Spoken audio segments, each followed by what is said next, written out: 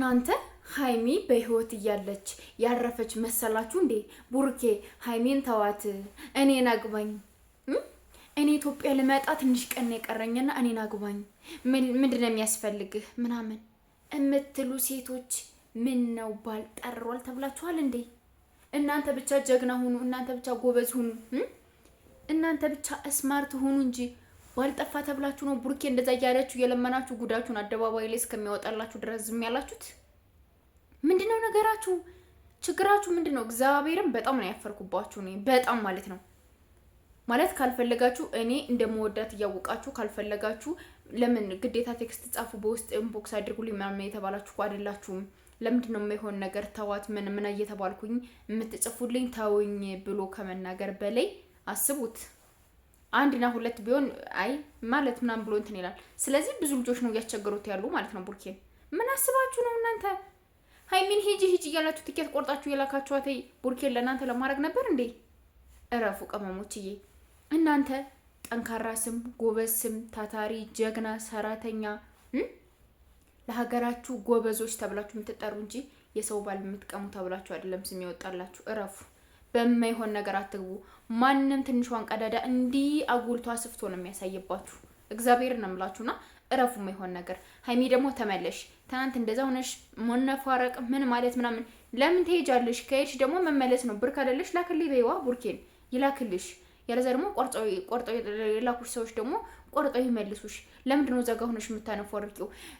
እኔ ላንተ መሆን ሴት አይደለሁም። በቃ ደስታህንም የሚፈልግ ሰው ያንተን ደስታ ማለት ያንተን ደስታ የሚፈልግ ሰው ምናምን በቃ እንደዛ አግባ ምን በል ምናምን። ለምን ምን ብለሽ ነው አንቺ እንደዛ የምትሆኒው?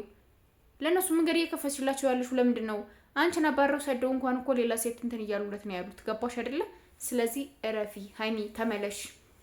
የማትመለሽበት ምክንያት ምን እንደሆነ በግልጽ ተናገሪ። ዛሬ በራስሽ ቻናል ትመጫለሽ።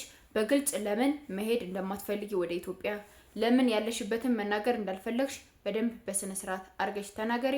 ከዛም በኋላ የሚፈጠረው የሚደረጉት ነገሮች ሁሉ ይደረጋሉ። ከዛ ውጭ ግን ቡርኬ የኔ የምትለውን ሰው ፈልግ፣ እናንተ ያዝ፣ ያንተን ደስታ ነው የምፈልገው እኔ ምናምን እንደዛ የሚባል ነገር የለም። ሃይሚ የምታረጊያቸውን ነገሮች በደንብ አርገሽ አንደርስታንድ ማድረግ አለብሽ።